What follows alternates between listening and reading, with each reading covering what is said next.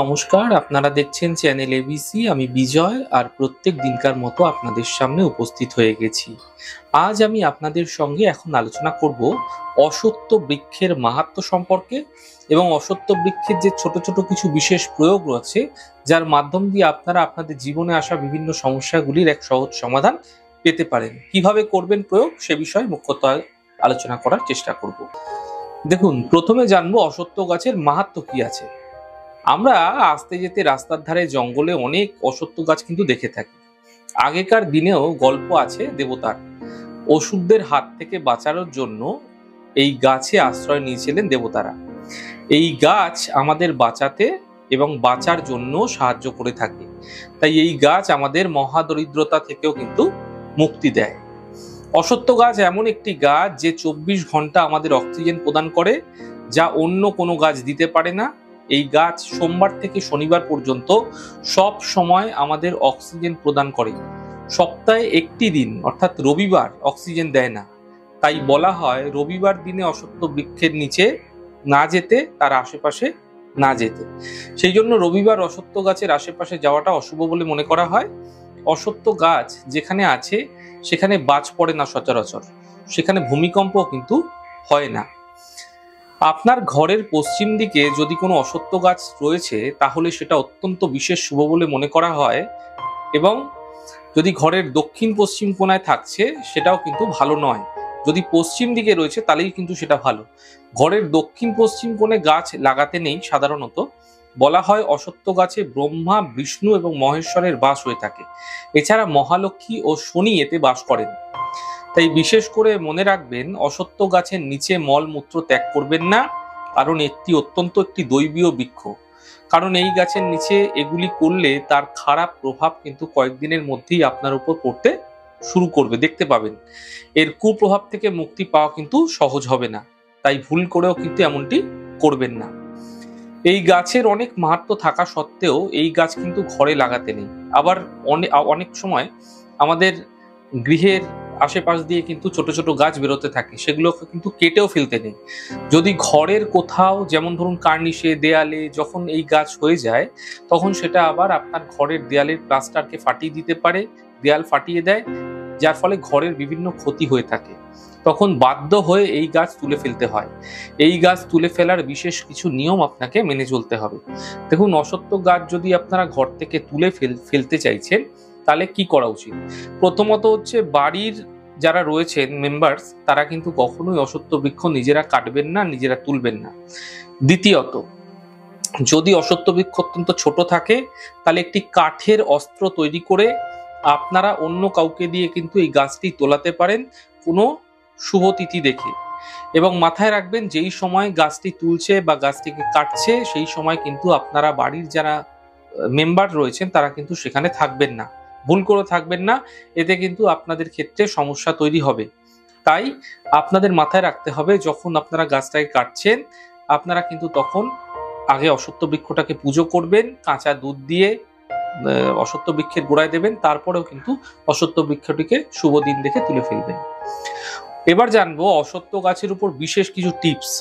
দেখুন, অশ্বত্থ গাছের পূজা সাধারণত বাড়ির ছেলেমেয়েরাই করে থাকে।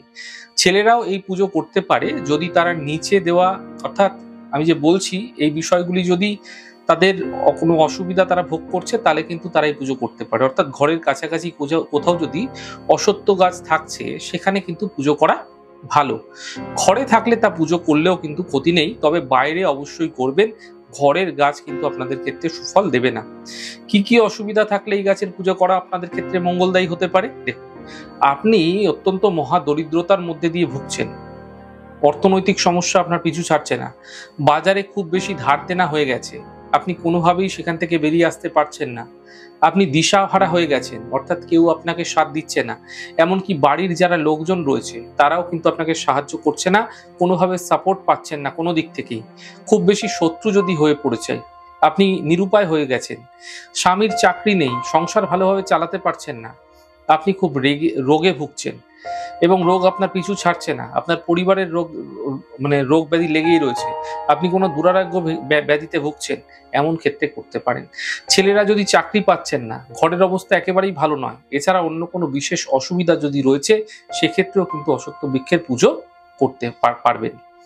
তো পুজোর জন্য কিছু জিনিস আপনাদের প্রথমে জোগাড় করে নিতে হবে, যেমন কাঁচা দুধ, জল, লাল সুতো, মৌলি সুতো, অল্প সিঁদুর, পারলে বেসনের লাড্ডু বা যে কোনো মিষ্টি অথবা ধূপ, প্রদীপও আপনারা নিয়ে নেবেন। প্রথমে এই গাছের পুজো পূর্ব দিকে মুখ করে করতে হয়, তাই সর্বদা দিকটার খেয়াল অবশ্যই রাখবেন, যে কোনো দিকে মুখ করে কিন্তু করবেন না।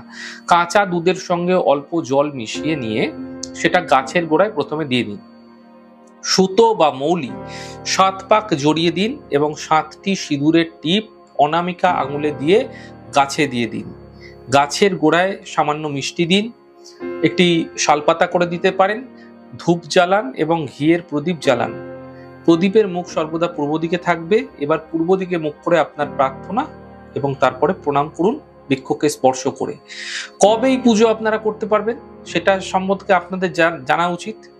দেখুন, শনিবার দিন এই গাছের পুজো করা খুবই মঙ্গলকারী বলে মনে করা হয়, তবে প্রতিদিন এই গাছের পুজো আপনারা করতে পারেন যদি সম্ভব হয়। তবে মনে রাখবেন, রোববার দিন এই গাছের পুজো করতে নেই এবং এই গাছের কোনো কাছেও কিন্তু রোববার দিন যাওয়ার চেষ্টা করবেন না। যদি একান্তই সম্ভব হচ্ছে না, যেতেই হচ্ছে, সেক্ষেত্রে অন্য বিষয়, কিন্তু যাবেন না। কম করে 19টা শনিবার এই গাছের পুজো করলে কিন্তু আপনি আপনাদের জীবনে বিভিন্ন ধরনের সফলতা খুব দ্রুত দেখতে পাবেন। শ্রাবণ মাসে অনেক সময় হয় কি, অনেকে সাপ মেরে ফেলেন, কারণ শ্রাবণ মাসে সাধারণত বর্ষাকাল, বহু মানুষের ঘরে সাপ কোপ চলে আসে।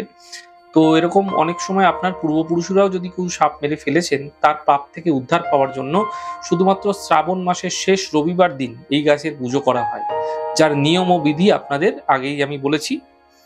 দেখুন, এই প্রক্রিয়াতেই রোববার দিন পুজো করলে আপনারা সেই অশুভ প্রভাব থেকে আপনারা বাঁচতে পারবেন, যদি আপনাদের পূর্বপুরুষ কেউ সাপ মেরে থাকে। আপনি যদি কোনো দুরারোগ্য ব্যাধিতে ভুগছেন, কোনো বিপদের আশঙ্কা রয়েছে, আপনার জন্মছকে কোনো দুর্ঘটনা আছে, এক্ষেত্রে আপনারা কি করবেন? যে কোনো সমস্যার সম্মুখীন হলে আপনি অশ্বত্থ গাছের একটি মূল নিয়ে মাদুলিতে ভরে ধারণ করুন। মেয়েরা বাঁ হাতে এবং ছেলেরা ডান হাতে পড়বেন। পুষ্যা নক্ষত্রযুক্ত দিনে ধারণ করতে পারেন, শুভ হবে। গলাতেও পরে নিতে পারেন। হয়তো আপনারা জানেন না, মহামৃত্যুঞ্জয় তৈরি কবচ করার সময় এই অশ্বত্থ বৃক্ষের মূলের গুঁড়ো কিন্তু এই তাবিজের মধ্যে দেওয়া হয়ে থাকে।